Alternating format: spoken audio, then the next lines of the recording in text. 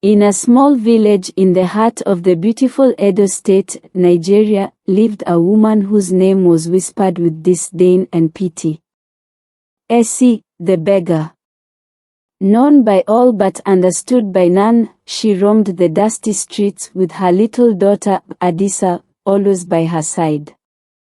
Essie did not choose this life. Poverty enveloped her like a heavy blanket, a shadow that never disappeared. She begged for everything, the food that fed her daughter, the clothes that dressed their fragile bodies, and even the shelter that barely protected them from the elements. Each day began with hope and ended with the weight of despair. But within Essie's heart, there was still a flame of determination, a flame that kept her moving forward, no matter how difficult it was. Because, despite everything, Essie had something that many did not, unwavering love for her daughter. The life of a beggar was an endless cycle of humiliation and need. But for Essie, each alms received, each look of pity, was a step towards an uncertain but perhaps slightly brighter future for Adisa. She dreamed of a day when her daughter would not be known as the beggar's child but as a strong and independent woman. And so, with Essie's gentle voice lulling the night, and the silent stars witnessing her struggle, her story continues. A story of survival, love, and above all, hope.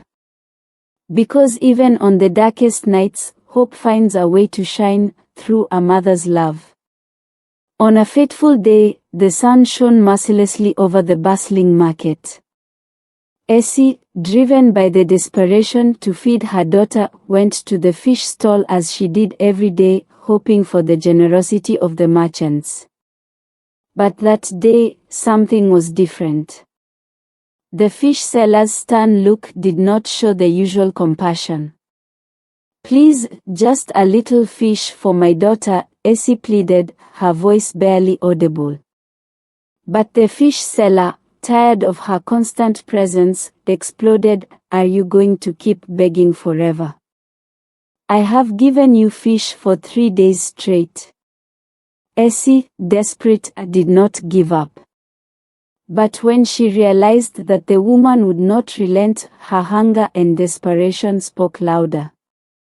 In a moment of impulse, she grabbed a piece of fish and tried to walk away quickly. "Hey, thief!" the fish seller shouted, her voice echoing through the market. In seconds, men surrounded her, their firm hands holding Essie. The entire market seemed to have stopped to witness the scene. Murmurs of anger and accusations echoed around her. "She is the thief who has been stealing our goods," shouted a merchant. "I saw her wandering the market at night," accused another. The chorus of voices grew, and soon everyone began to shout, "Oh ye! Oh ye! Oh ye!" And then, what Essie feared the most was said. "Let's burn her alive," someone shouted. It was an ancient, barbaric practice, but deeply rooted in the village traditions. Essie fell to her knees, tears streaming down her face. "Please, I beg you." It was the first time, she cried, but her words fell on deaf ears. They started to move, looking for objects to start the fire. The terror in Essie's heart increased with each passing second. But then, a firm voice interrupted the madness. "Don't kill her," shouted Osas, the generous widow known for her kindness. Osas, with her compassionate heart, couldn't watch such cruelty. "Let her live. I'll take care of her." Her words, laden with authority and compassion, made the crowd hesitate. Osas extended her hand to Essie, lifting her from the dusty ground. "Come, let's go home," she said softly. Essie, trembling with relief and gratitude, accepted the help. As they walked together, the crowd dispersed, but the whispers and looks of disapproval persisted. In the safety of Osa's home, Essie saw a glimmer of hope. Osa offered her a new chance, an opportunity to change her life and that of her daughter.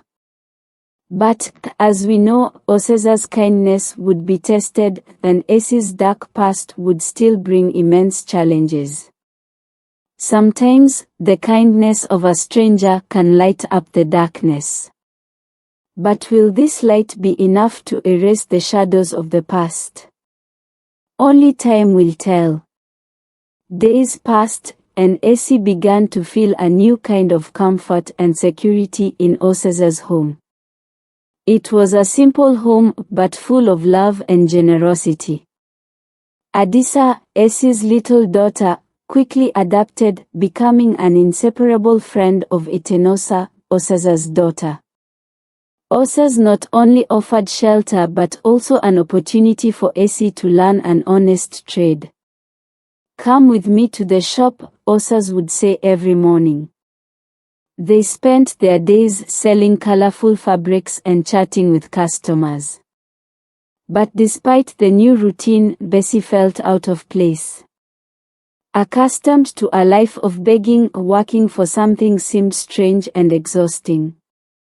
One morning, while arranging fabrics in the shop, Essie had a conversation that caught her attention.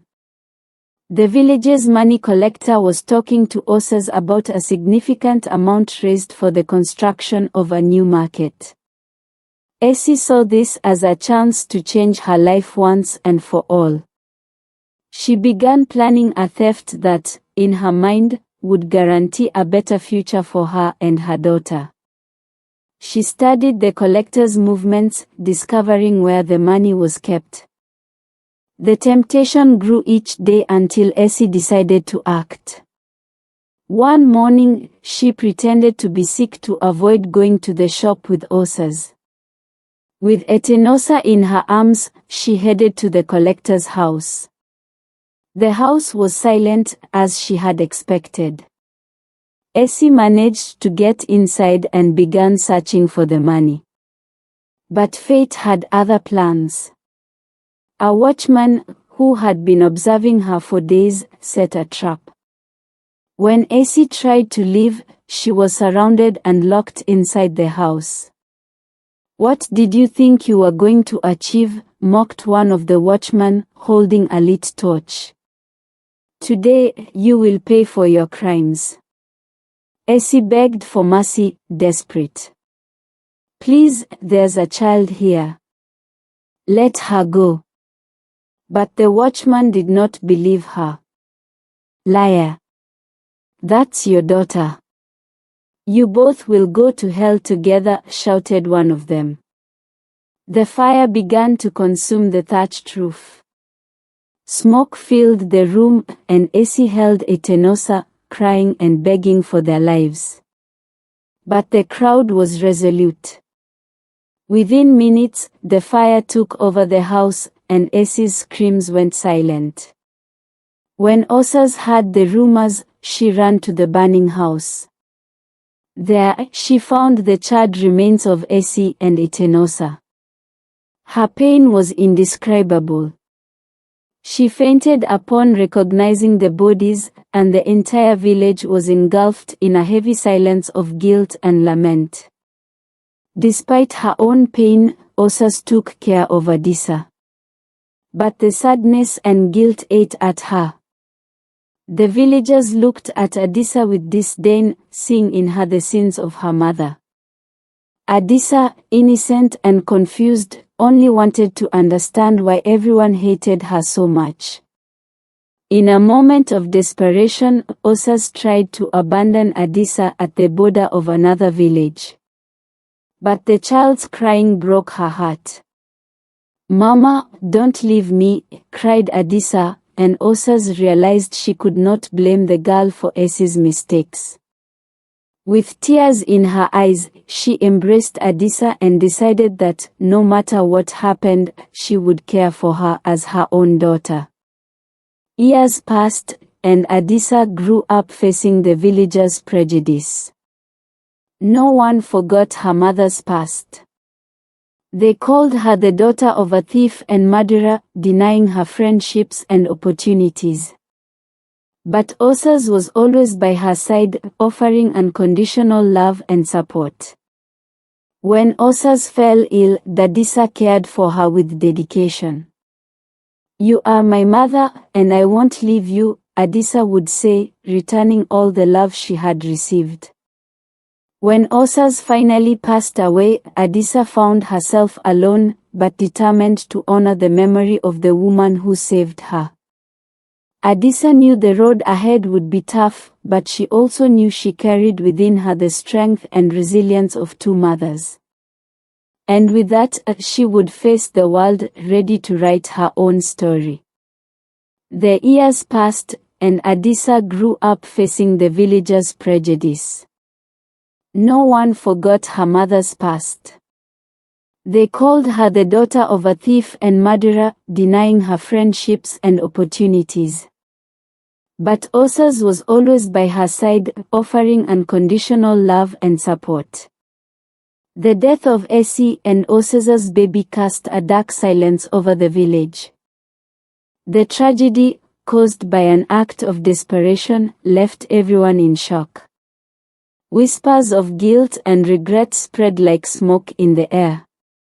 Osas, devastated by the loss of her child, felt as if her world had crumbled.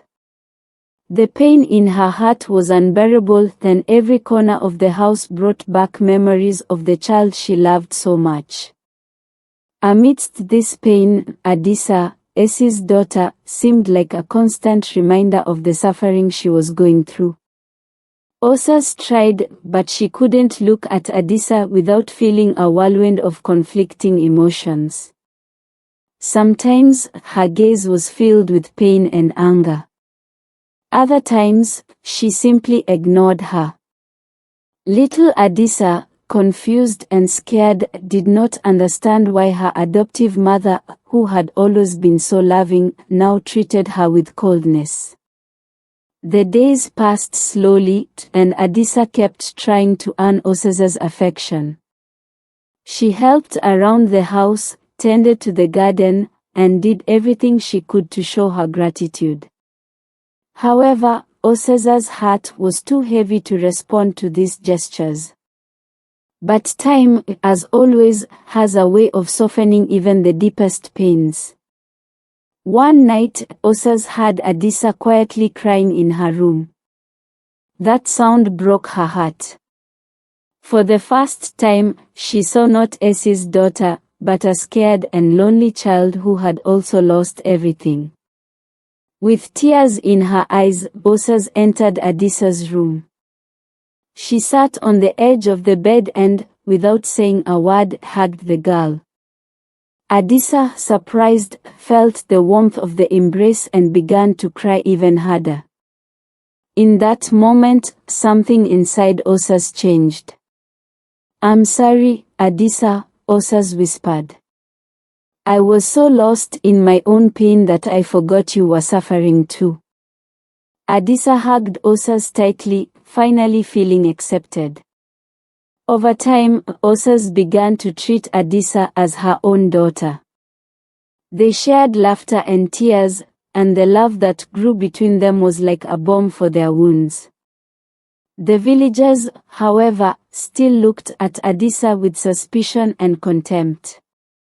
But Osas was determined to protect and care for Adisa. She taught her about resilience, strength, and kindness, are lessons the girl took to heart. Despite the prejudice, Adisa grew up strong and full of hope, thanks to Osas's unwavering love. Osas knew she couldn't change the past, but she could shape the future. And with Adisa by her side, she found a new purpose in life. They were more than survivors, they were a family, united by adversity and strengthened by love. Even on the darkest nights, the light of love can find its way. And through this light, Osas and Adisa discovered that together they could overcome anything. Adisa grew up in the small village, surrounded by the suspicious looks and malicious whispers of the villagers. They never forgot the actions of her mother, Essie, and transferred that guilt onto young Adisa. To them, she would always be the thief's daughter, marked by a past that wasn't hers. She faced prejudice every day. The village children weren't allowed to play with her, and the adults treated her coldly. "That's the thief's daughter," they would whisper. Each word was like a knife to her young heart, but she stayed strong, sustained by Osa's love. Osas did her best to protect Adisa from the prejudice, but even she knew she couldn't always be there. However, Osas also taught Adisa to be resilient, to find strength in the midst of adversity. "You are more than what they say, Adisa," she would say. "You have a pure heart and a strong soul. Remember that." Years passed, and Adisa remained by Osa's side, caring for her with love and dedication.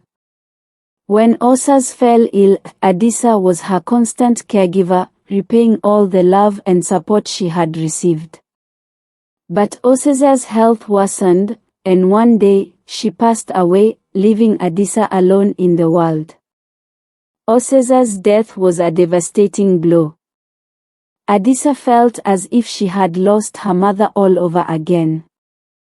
And now, without Osa's protection, the village's prejudice seemed even more overwhelming.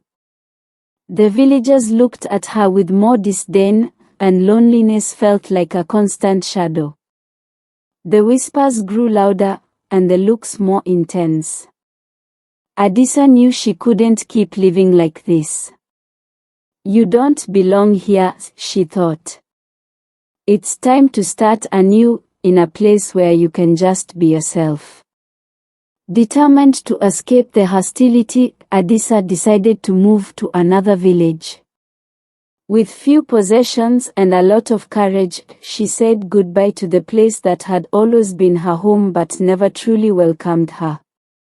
Looking back one last time, she promised herself she would find a place where she could live in peace. Adisa began her journey, carrying not only her few belongings but also Osa's lessons and the strength she had found within herself. Each step was a step towards freedom, a step away from pain and prejudice. In the new village, Adisa found curiosity instead of hostility. People looked at her with interest, wanting to know the story behind her determined eyes. Adisa knew she could start anew here, build a new life based on who she was, not her mother's past. With hard work and an open heart, Adisa began to make friends and build a new community. She found a place where she could belong, where her actions were more important than her past. The light of hope shone in her heart once again. Adisa discovered that despite challenges and prejudice, true strength lies in not giving up. She showed the world that with courage and determination, we can find a place where we truly belong. With a decision to start a new life, Adisa turned her attention to a piece of land left by Osas. This land was her only hope to finance her move and escape the village's prejudice. Determined to turn it into a means of livelihood, Adisa began working hard, preparing the land for planting. But amidst her efforts, a new obstacle arose. One day, while Adisa was working in the field, a group of men approached, led by Nosa, an influential chief of the village.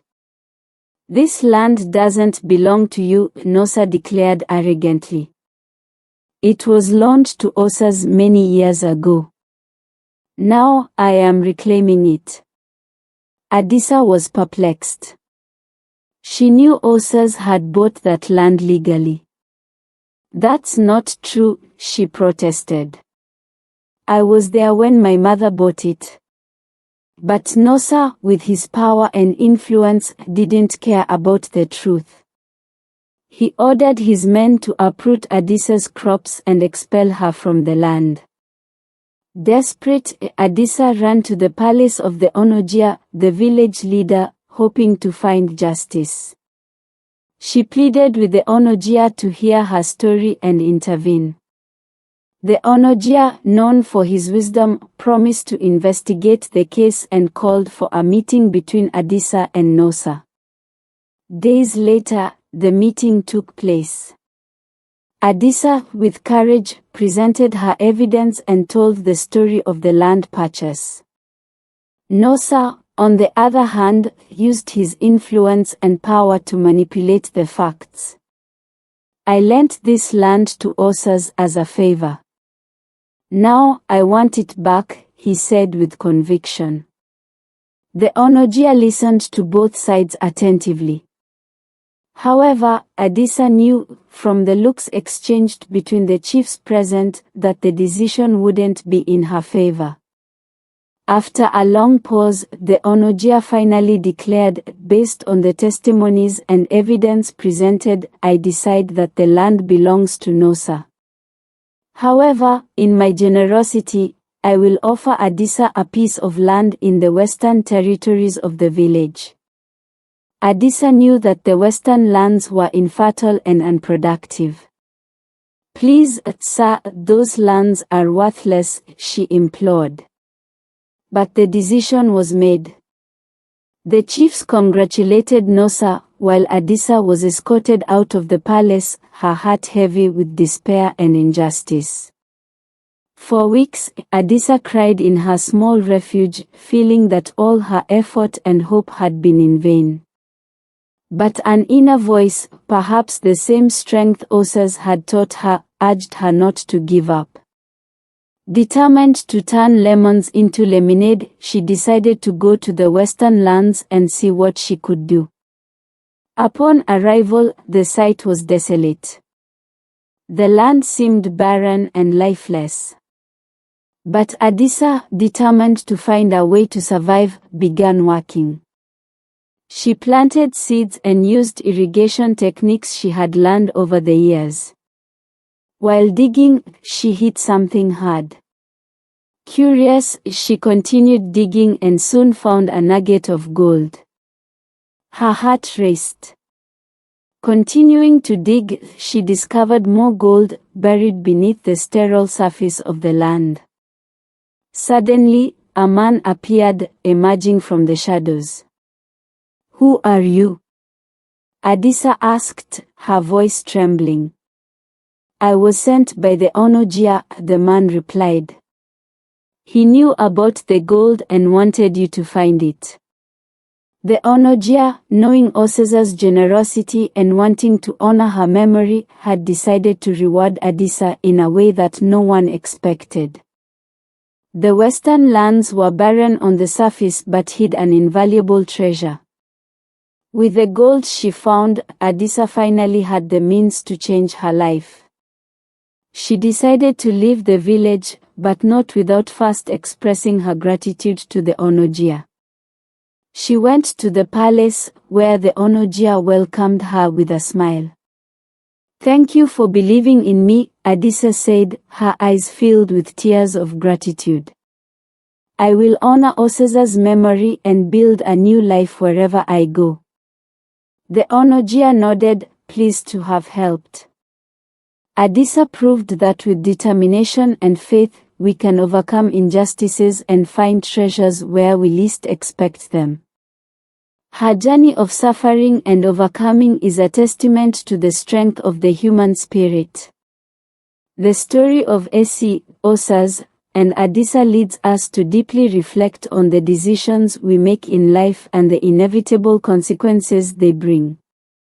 Like ancient wisdom, every action we take, every choice we make, plants a seed in the garden of our destiny. Essie, driven by desperation and the need to survive, made decisions that led to a tragic end. Her choices, though understandable, brought pain and suffering to herself and those around her.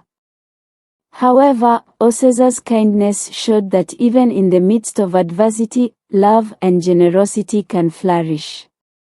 Osa, in her infinite compassion, planted seeds of hope and love by welcoming Essie and Adisa into her home.